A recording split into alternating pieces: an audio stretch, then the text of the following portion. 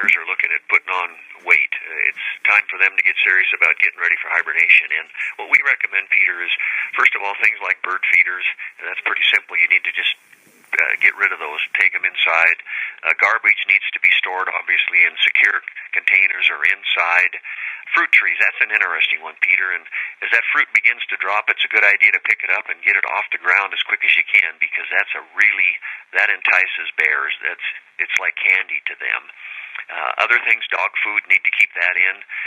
The main thing, Peter, any food source, potential food source, is something you're going to have to deal with. And, of course, if there are natural berries in a yard or something like raspberries and that sort of thing, that's more difficult. But the big thing is things that you can control, natural attractions that are really unnatural food, potentially, but garbage, dog food, bird feeders, fruit, that sort of thing. You need to get it cleaned up and consistently cleaned.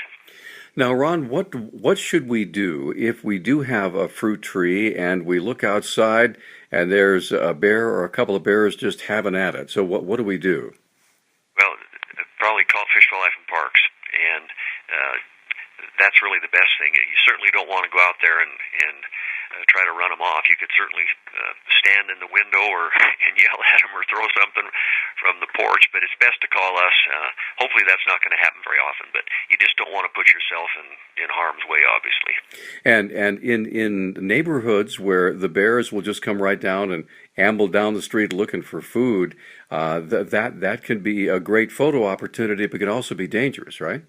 Yeah, Peter, you just don't want to get close to these bears. Typically, black bears in particular are not a real threat to humans, but you never know. And if you happen to get between a sow and some cubs, that can be real problematic. It is what it is, Peter. They're looking for food, and the problem is some of them have become habituated, so they're coming back to a source that they learned about previously. That's the issue. What about predators like mountain lions who are looking for some of the smaller deer that may be hanging out, looking for grass in your backyard as well?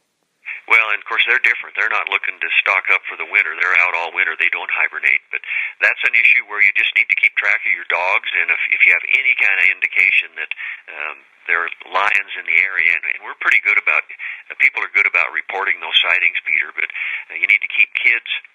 If there is any activity in the area, need to keep them in the house, or in fenced yards, that sort of thing.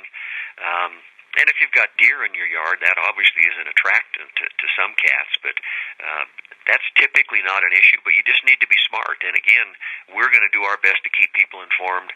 Haven't heard of any recent lion sightings, at least in Missoula, but it occurs certainly, and they do follow deer.